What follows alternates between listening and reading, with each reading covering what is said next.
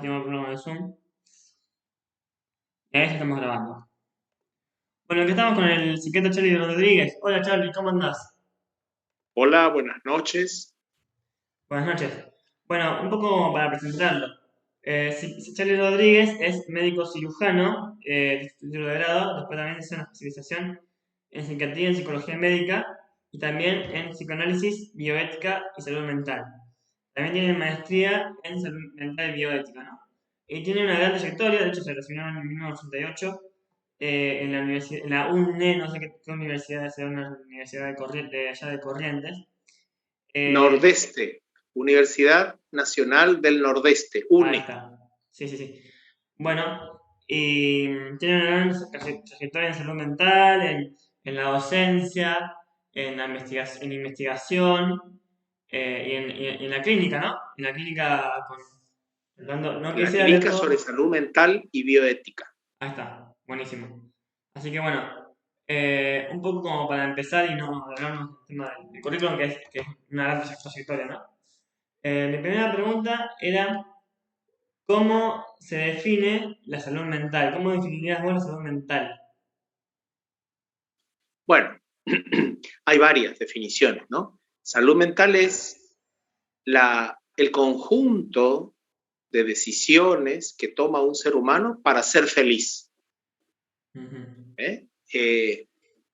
Cuando la OMS dice que la salud no es solo la ausencia de enfermedad, habla también de un bienestar bio, psico, sociocultural. Por lo tanto, la salud mental es un concepto más allá de no tener enfermedad o de tenerla. Claro, claro. Incluye esta capacidad del ser humano para construir su propia felicidad. Por lo Claro. tanto, salud mental, en boca de los principales autores, dicen que es tener paz, tener realización personal, y que es un bien preciado.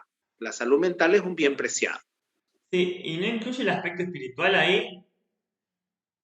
Bueno, la Organización Mundial de la Salud dice que el ser humano es un ser bio, psico, sociocultural. Lo Claro. espiritual está incluido.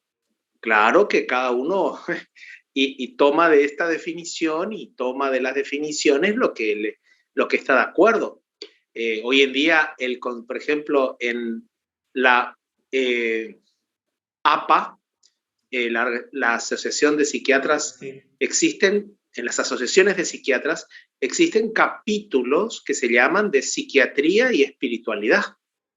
Por lo Ujú. tanto, es muy común pensar la espiritualidad de un ser humano, de un paciente. Sí, sí, sí, Por total. ahora está pensada como la espiritualidad de pacientes. Sí, sí. Te iba a preguntar a cuál es la psicología que adherís, pero voy a ir en tu currículum que es al psicoanálisis. No sé si se da el psicoanálisis de Esa es la Freud que más adherí. Sí, el psicoanálisis es la escuela que más adhiero. y la de Freud o de Lacan.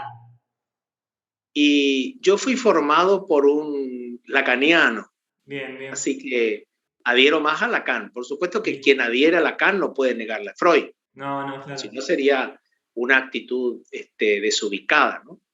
Claro, claro. ¿Y qué pensás, perdón, esto es una pregunta que no está, qué pensás sobre el inconsciente actualmente? ¿Qué se piensa sobre el tema del inconsciente? Sé que Lacan decía que el inconsciente se manifiesta como un lenguaje, ¿no? Y que tiene que ver con lo que uno Una de las reprime. cosas que dice Lacan es que el inconsciente se manifiesta como el lenguaje. Es decir, que tiene elementos estructurales y que en el lenguaje, cuando uno está hablando, a veces salen contenidos, o cuando uno está haciendo su vida, salen contenidos, esos contenidos que normalmente muchos lo explican como un furcio o como un error simplemente, están manifestando contenidos inconscientes, pero no hay que ser literal, y Freud a eso le llama psicoanálisis silvestre, ¿no? Es decir, no hay que ser literalista. Pues yo digo una palabra en femenino, no quiere decir que yo esté colocado del lado de lo femenino. O puedo decir, una persona puede decir una palabra por otra y no es lineal, no es lineal. Es decir, Lo claro, que yo digo es, casualmente, eso es lo que viene a inaugurar el psicoanálisis, que cuando yo digo algo es cuando yo no soy. Bueno, ese no soy es el inconsciente que hay que ir, si uno tiene ganas, ir trabajándolo. claro, claro, sí, sí, sí.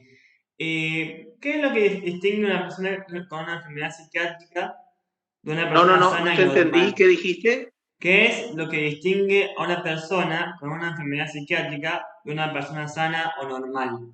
No, bueno, bueno, es muy linda tu frase, es muy graciosa, pero discúlpame, no existe la normalidad. Ah, Si nosotros buenísimo. vamos a entender la normalidad como qué, entonces la normalidad como la ausencia de enfermedad. Y bueno, habemos algunos que somos enfermos y otros que son sanos. Pero por eso, la normalidad es un concepto cultural que es muy importante conservarlo porque nos ayuda a los que no somos normales, es decir, el 99% de la población, nos ayuda a acercarnos. Eh, Claro, pero yo, por supuesto, no quiero ofender a nadie, ¿no? ¿no? Si alguien cree que es normal, bueno, sabrá lo que dice.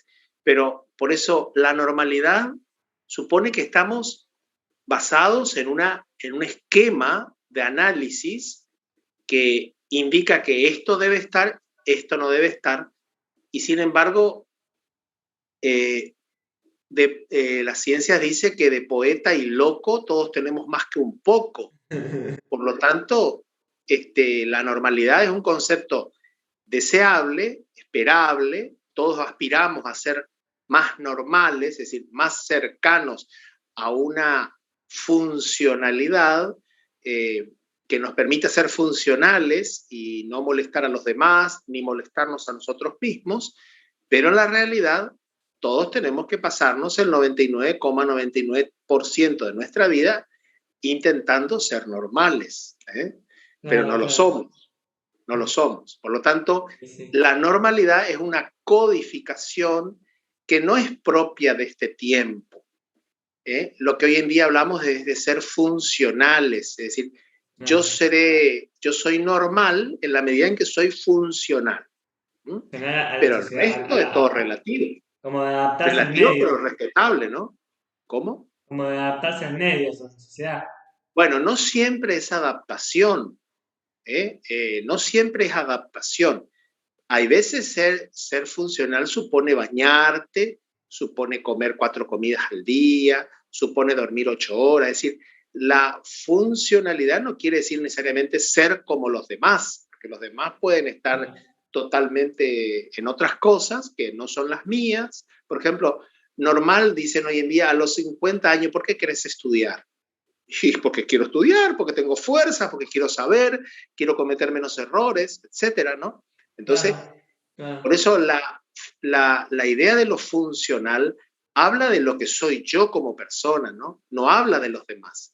Yo tengo que claro. ser funcional en la medida de poder sobrevivir y vivir conmigo. Yo tengo que Sí, vivir sí. conmigo, ese es el tema. Bueno, ¿y cuándo es necesario que una persona tome remedios psiquiátricos? Digamos lo que recetas vos. Cuando una persona tiene que qué Que tomar remedios. y cuando se lo sugieren por esta falta de funcionalidad. Una persona que no duerme, que pasa días enteros sin dormir y cuando duerme, duerme 2 horas.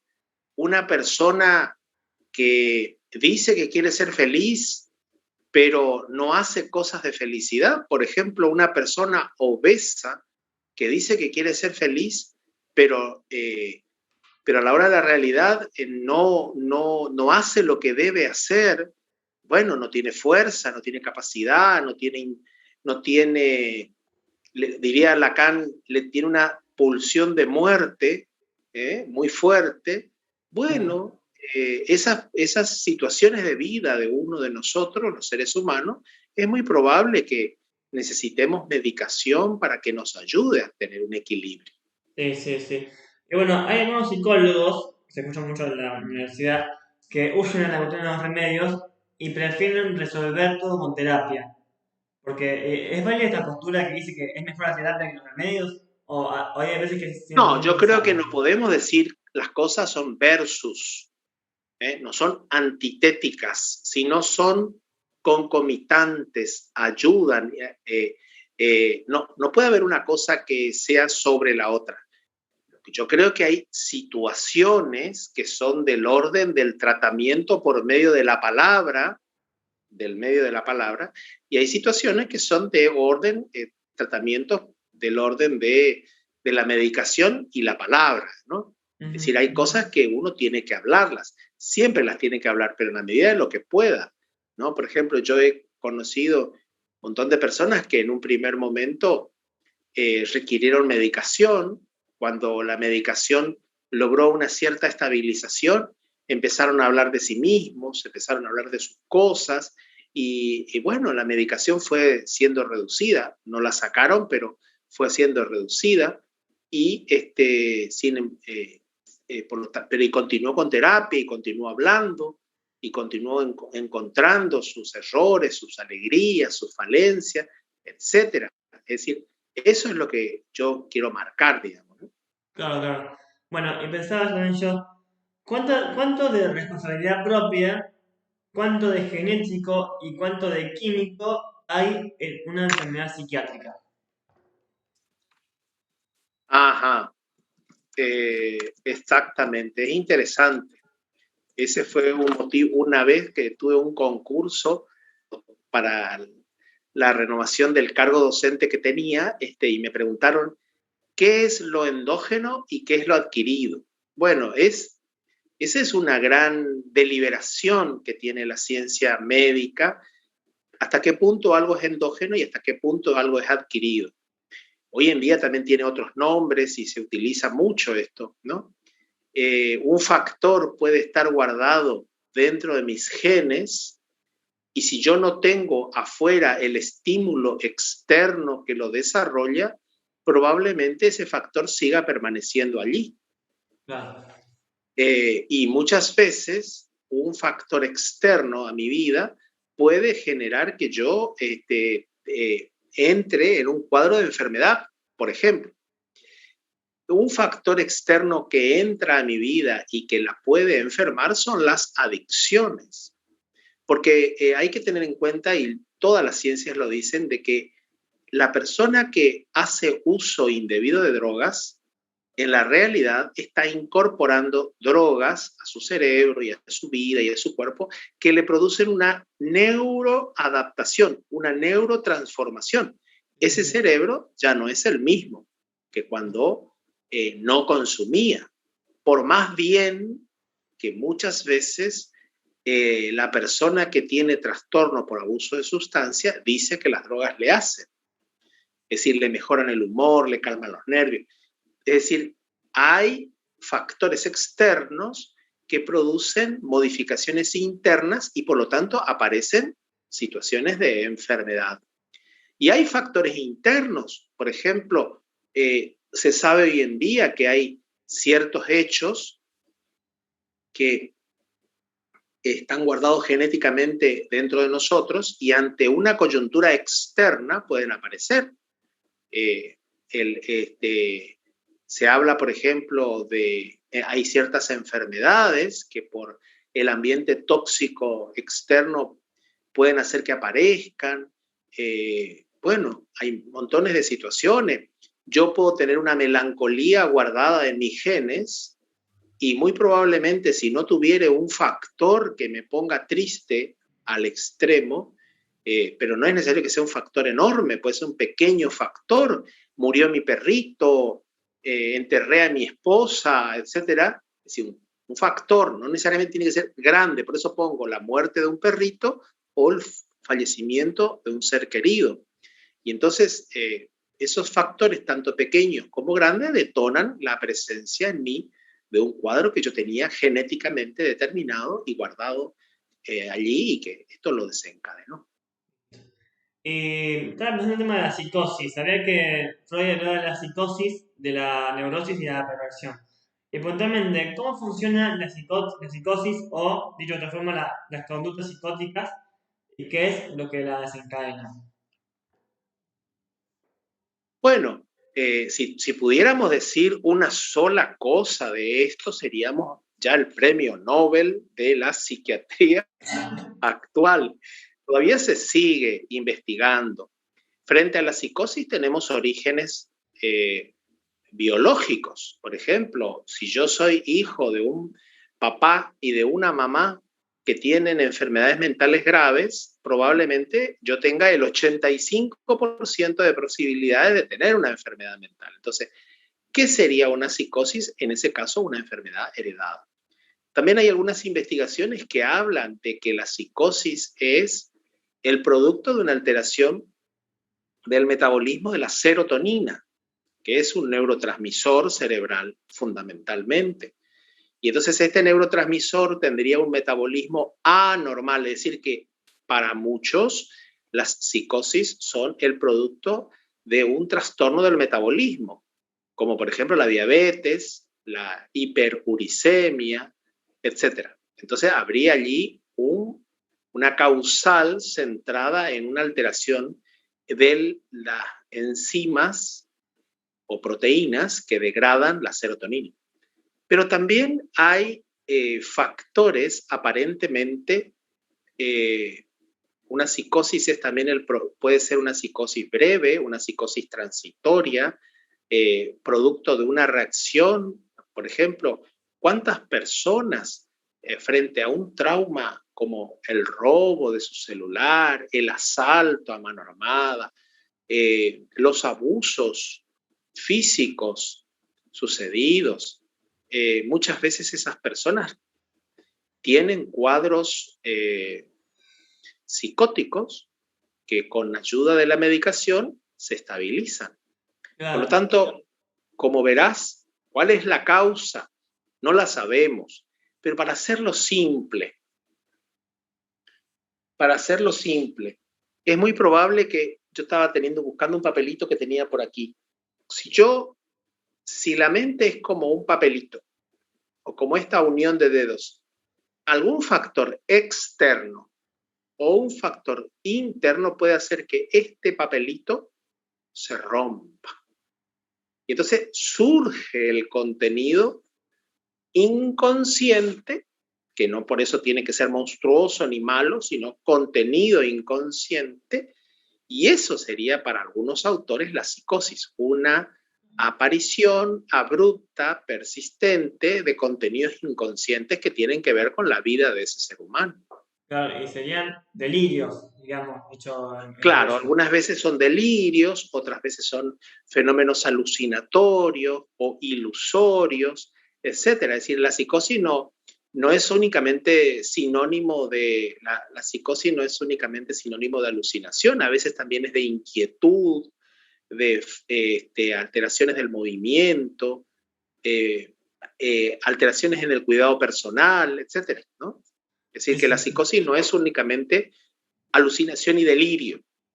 está bien, buenísimo. Y otra pregunta, ya que estábamos con eso, ¿cómo funcionan las neurosis o las conductas neuróticas? ¿Cómo qué? ¿Cómo funcionan las neurosis o las conductas neuróticas? Bueno, Freud dice que tenemos para ello la explicación más sencilla para saber son a veces las series complementarias, es decir, factores hereditarios y congénitos dan que un ser humano tenga una determinada constitución, sobre esa constitución, actúan factores actuales de distinto orden, y eso da una predisposición. Y ante un acontecimiento cualquiera, para la vida de ese ser humano, por supuesto que en diferente graduación, generan la aparición a veces de neurosis.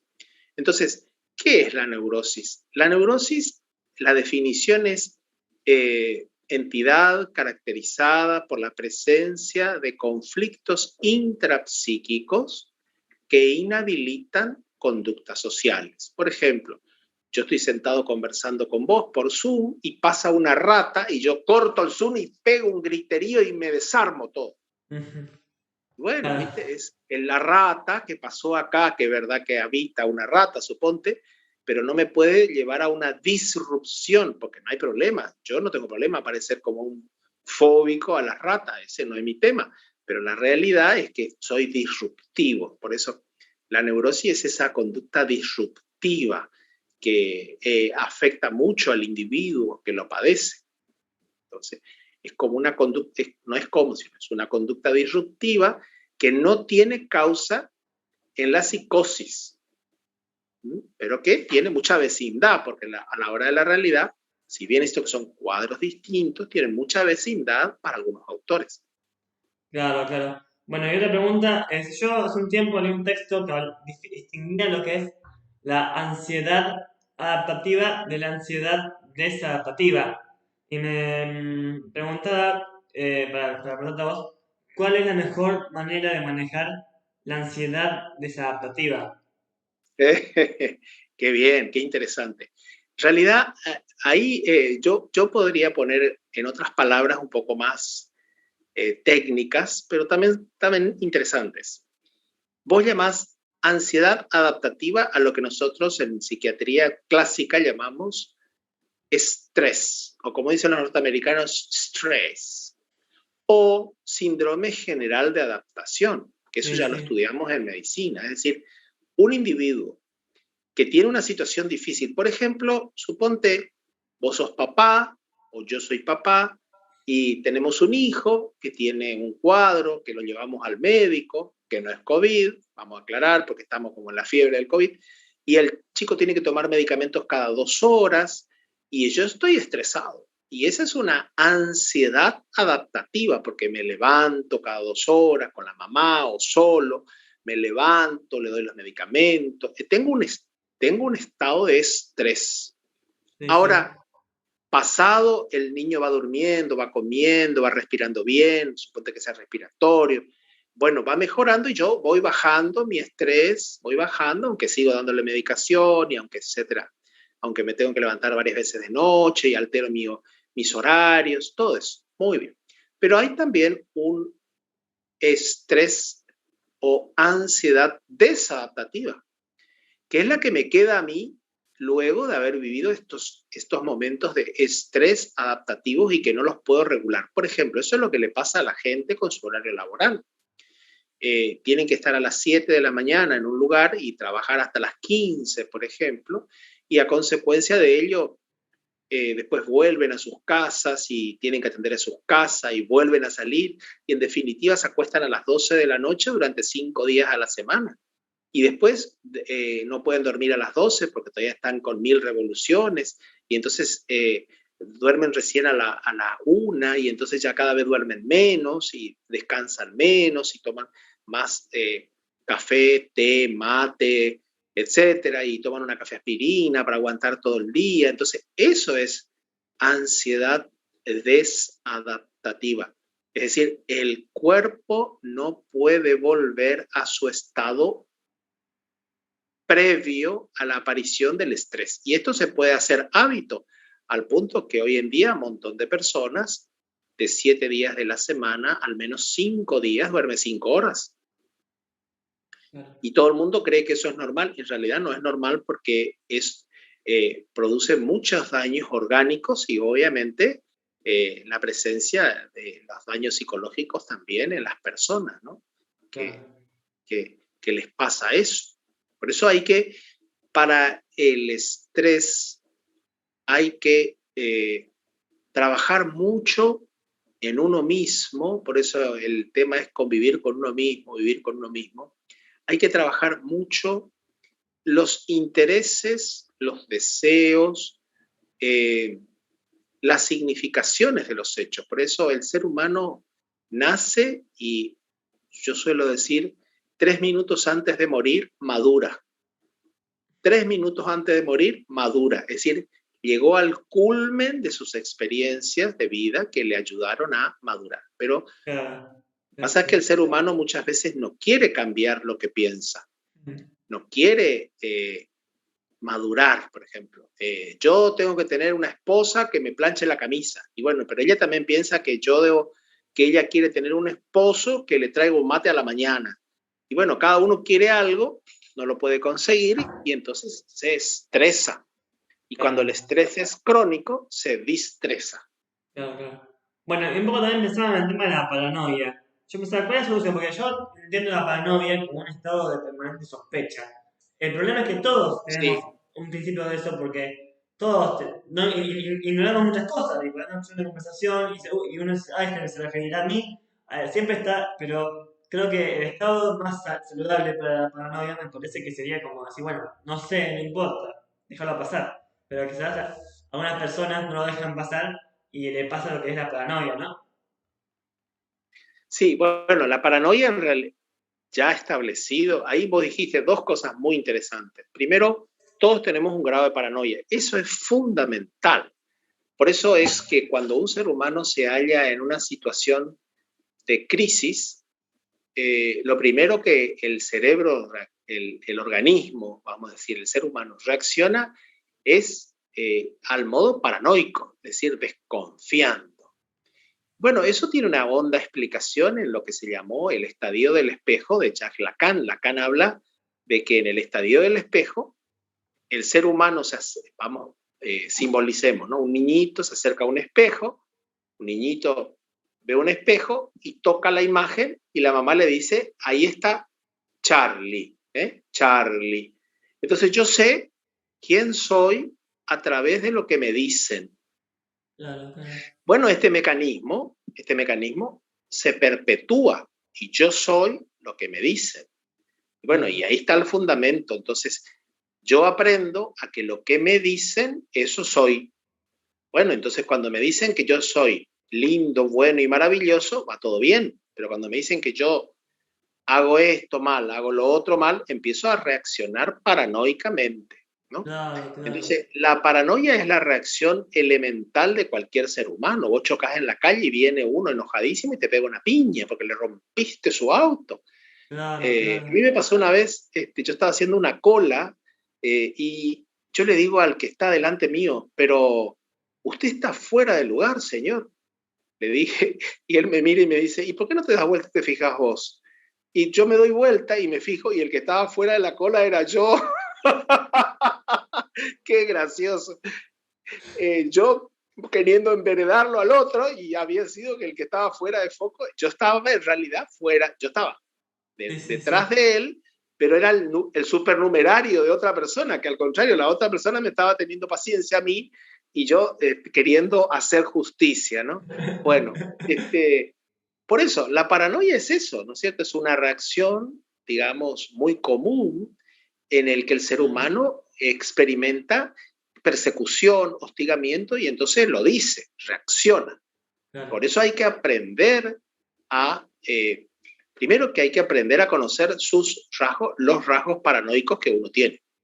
Segundo, que hay que aprender, y eso es el gran salto de la madurez, porque la madurez, el gran salto de ella es, casualmente, darme cuenta de estos focos míos de paranoia e ir sacándolos de encima. Es decir, si vos me claro, decís que yo claro. soy inteligente, bueno, te agradezco. Y si vos me decís que yo soy burro, y bueno, es tu opinión, te agradezco. Claro, Es y decir, como también tolerar no esa ser situación. indiferentes, no ser indiferentes. No Claro, estamos hablando de la indiferencia, pero estamos hablando de tener una opinión. No, no todas las opiniones venidas de afuera son verdad, ni claro. todas las opiniones Tremendo. venidas de adentro son verdad. Y ese Sí, es el tema. sí. Por eso es que nosotros necesitamos siempre, y por eso nos hackea mucho lo que los demás digan, Claro, pero claro.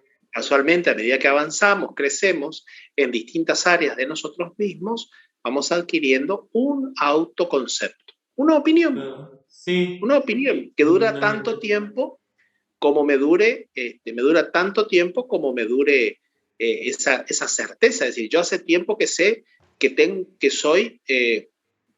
soy médico, ¿no? Hace 33 años que soy médico. Voy caminando por la calle y me dicen doctor, y yo me doy vuelta, Claro, porque tengo eso claro, sí, sí. incorporado. Es decir, Sí. ese elemento está incorporado a mí hace 33 años. Claro, Bueno, claro. Ujú. ¿viste? Hay cosas que están en nosotros que se incorporan digamos, para bien y tenemos que incorporarlas para bien y otras cosas que hay que seguir trabajando hasta el minuto antes de morir. Claro, claro. Y yo pensaba en esto que decís, ¿no? Y cómo hay que tener un cierto grado de tolerancia a la ignorancia, porque yo por ahí puedo escuchar algo que otro me dice y no sé por qué lo dice o a qué se refiere, pero no siempre lo voy a llegar a saber, porque si otro no me lo dice, y hay que tener cierto grado de esa tolerancia a la ignorancia, ¿no? A ignorar lo que... Sí, a la ignorancia o a la impresión, es decir, evidentemente que vos sos morocho, ¿no? Porque Sí, tenés sí. pelo negro, barba negra, es decir, yo te digo, hola morocho, y vos me decís, ¿qué te pasa? Soy ignorante, y puede ser, pero digamos, a mí me parece que no es, lo interesante es que uno siempre trabaje la veracidad, la verdad, Claro, la sobre objetividad. cosas. Entonces, esto es, porque vos me decís, che, pero tenés frío, loco, estás con un pañuelito ahí, medio tapadito, por poco no te tapas con la frazada. Y sí, eso es una verdad. Claro, Entonces, claro. eh, siempre manejar cuál es el punto de equilibrio.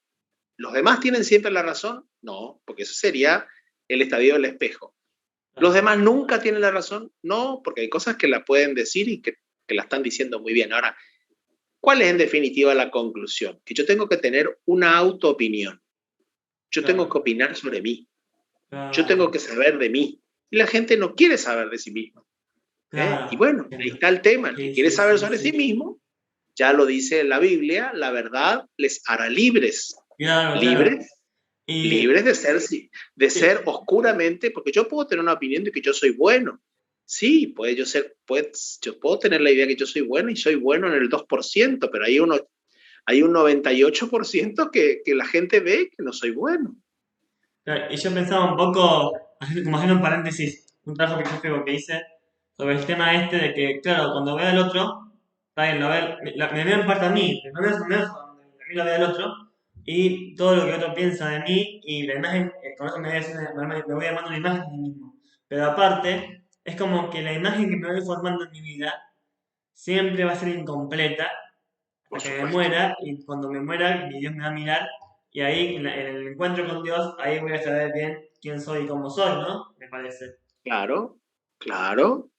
Es interesantísimo esto, es decir, saber que siempre somos seres en transición, que estamos avanzando hacia un conocimiento personal, que no tenemos que tener miedo de no saber de nosotros, que ya lo vamos a saber, que ya lo vamos a conocer, etcétera. Claro, y seguir caminando para encontrarnos finalmente con esa totalidad.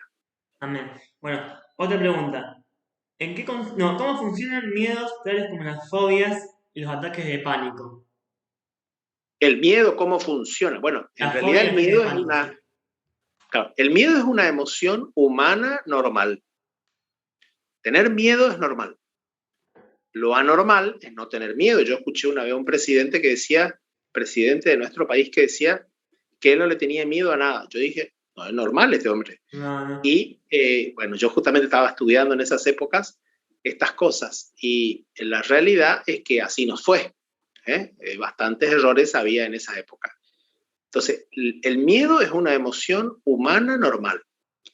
Ahora, tener miedo, el tema del miedo, ahí es donde empezamos a analizar. Yo puedo tener miedo a morirme de frío. Bueno, es un miedo que tal vez todos tengamos. Ahora, cuando el miedo es a hablar en público o el miedo es a subir a un ascensor, cuando el miedo tiene características de irreales, es ahí donde la ciencia médica y sobre todo la psiquiatría y el psicoanálisis hablan de que vos tenés que analizarte. Yo no me refiero a ir a un psicoanálisis, yo digo analizarte. ¿Qué te pasa? ¿Por qué le tengo miedo? Y casualmente son estos miedos que están dentro de nosotros, que son contenidos guardados guardados en el inconsciente que se hacen presente en el momento menos pensado. Yo puedo tener miedo a salir sin un pullover en un día como hoy, o acá en esta zona del país donde hace 40 grados habitualmente durante 2 o 3 meses. Y bueno, no, para nosotros es un mal día cuando se corta la luz por el inmenso calor que hace, etcétera. hay como cosas que son bastante comprensibles, pero hay otras cosas que uno tiene que proponerle y tiene que proponerse descubrir. ¿Por qué tengo miedo a una rata? La rata es un animal mucho más chico que yo, es un animal que también me huye, no me va a atacar, y si me ataca seguramente es porque hay sus crías cerca, etcétera. Estoy mirando los rincones de esta habitación. Casualmente, ¿por qué le tengo miedo? Yo no tengo que sentirme superior a nadie, pero tampoco menos que nadie. Entonces, ¿por qué le tengo miedo? Bueno, ahí en la significación miedo a la rata, igual que miedo a los caballos, como aquel paciente que Freud analizaba junto con su papá, que era un discípulo de Freud, esos miedos no son a los animales, por ejemplo. El miedo en sí mismo no es un miedo a un hecho lógico, sino es un símbolo o simbolismo, muchas veces, de esos contenidos inconscientes que no pueden salir textualmente, como podrían ser manifestados, y entonces salen así al exterior en forma vedada, camuflada y produciendo, por supuesto, como todo miedo, reacciones exageradas que a eso llamamos pánico. Sí, sí, sí. Entonces, yo no tengo que tener pánico, yo puedo tener miedo. Ahora, cuando este miedo es extremo, tengo pánico. Claro, Por eso, ataque de pánico o panic attack. claro, claro. Bueno, después, ¿en qué consiste la patología de la despersonalización y cómo se resuelve? Ah, claro. Despersonalización en psicología no es lo mismo que lo que el personalismo filosófico llama despersonalización, es otra cosa. Pero claro, yo estoy hablando acá de la patología de la despersonalización. ¿En qué consiste y cómo se resuelve? Bueno, espérate, que voy a estornudar. Bueno, mira, la despersonalización es un síndrome, ergo, eso quiere decir conjunto de signos y síntomas que se manifiestan en un ser humano como consecuencia de eso que decíamos, despersonalización. El continuo de la mente se fraccionó y surge otra personalidad, despersonalización. Suele empezar como desrealización, es decir, acá hay una autora argentina que lo describió muy bien, que es la doctora Marta Nachón, que habla del síndrome de desrealización y de despersonalización. Y supone casualmente los albores o los amaneceres de un cuadro psicótico. ¿Mm? Por ejemplo, en nuestra experiencia profesional, muchas veces yo trabajo en un hospital público y muchas veces en ese hospital público encontramos a una persona que es un paciente y que viene habitualmente a sus controles, pero sin embargo empezó a venir fuera de sus controles. Cuando uno lo ve sentado en los pasillos y le pregunta por qué vino, y no, porque acá me siento bien. Bueno, síndrome probablemente de desrealización, es decir, el, inconscientemente podríamos decir que él se siente seguro y protegido en ese hospital, pero que no lo puede descifrar aún y seguramente que estamos en la inmediación de un brote psicótico, de un brote psicótico. Entonces, la despersonalización es un síndrome, como su nombre lo dice, la persona tiene una crisis en la que pierde ciertos rasgos de su personalidad y que están anunciando una psicosis. No es que se pierde todo, pero hay algunos elementos que ese es un momento, cuando uno tiene un síndrome de despersonalización, es un momento ideal para realizar una consulta. Ideal, es un momento idealísimo para realizar una consulta, porque ahí es donde pueden intervenirse muchas veces con fármacos adecuados y evitar la presencia de una psicosis. Es decir, que una cosa es que el edificio se esté fisurando, el piso se esté fisurando y otra cosa es que se fisuró. Entonces, si se está fisurando, yo empiezo con esas experiencias de despersonalización y de desrealización, que sería muy interesante que podamos evitarla, ¿no es cierto? Claro, claro. Bueno, y después un poco el tema de la depresión.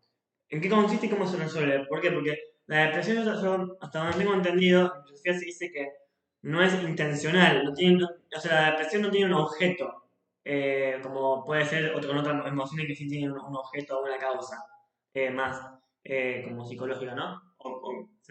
¿Cómo es la depresión? No, la depresión tiene muchas formas de ser explicada, Depresión, pero yo sí. creo que la más grave de las formas de depresión que existe, que es la melancolía, habla de la existencia de un trípode sintomático, que está caracterizada por la tristeza, tristeza que es exagerada, tristeza, el dolor moral, que significa el más terrible de los dolores, que está relacionado con la experiencia de la culpa de eso que está sucediendo, de esa tristeza, y la inhibición o postración que suele haber en los pacientes, en su gran mayoría, aunque también los hay, que tienen excitación. Entonces, la depresión, a mí me gusta mucho la depresión.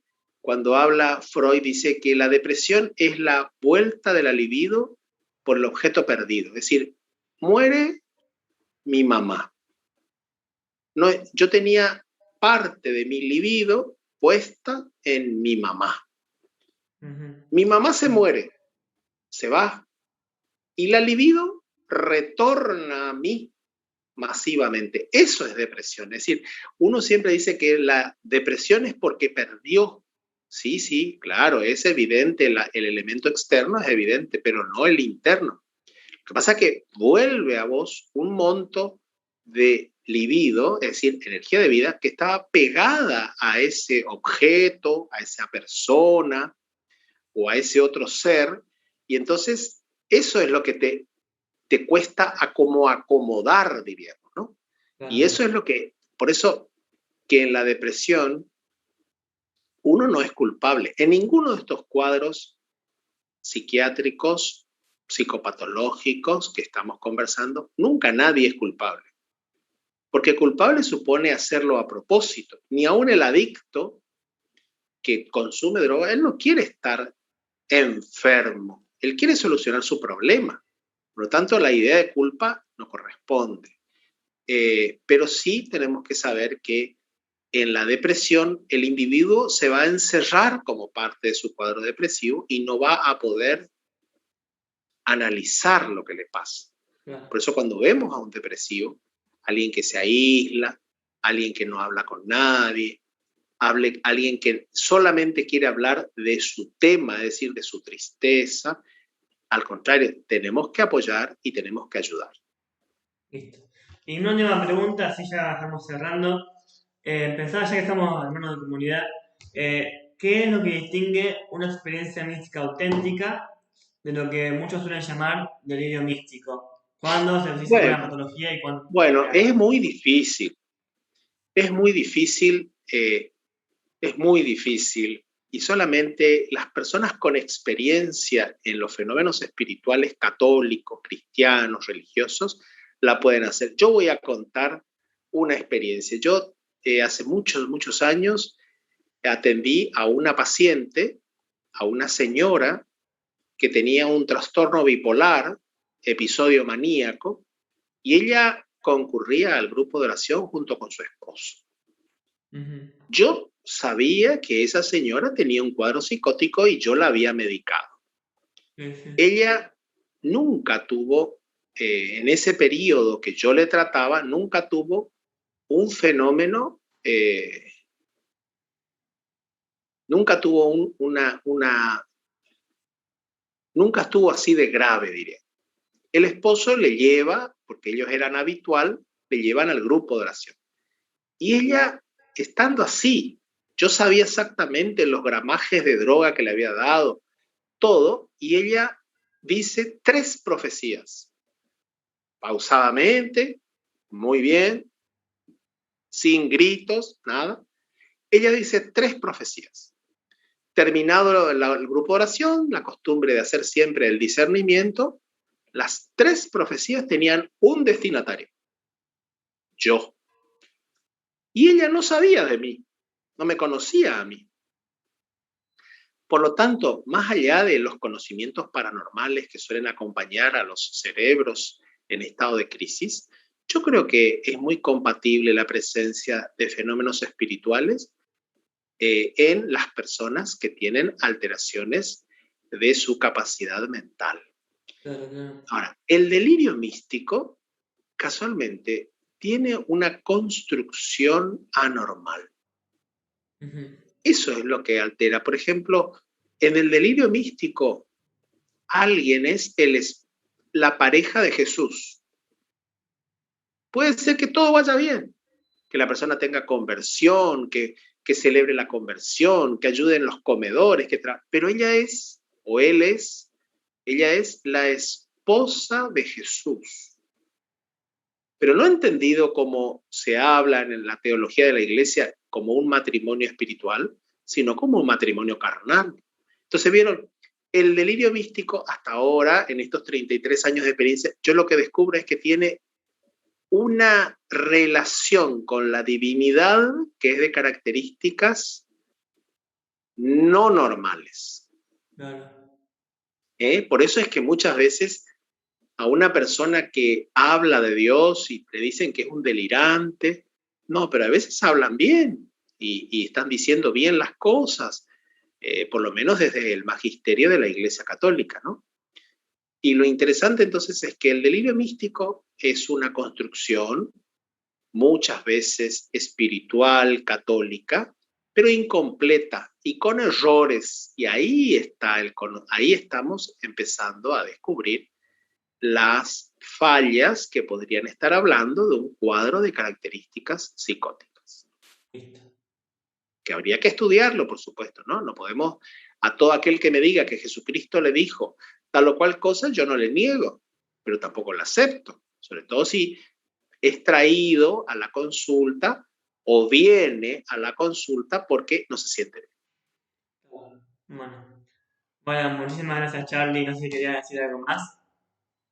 No, solamente quería invitar a que siempre hemos de profundizar en quiénes somos.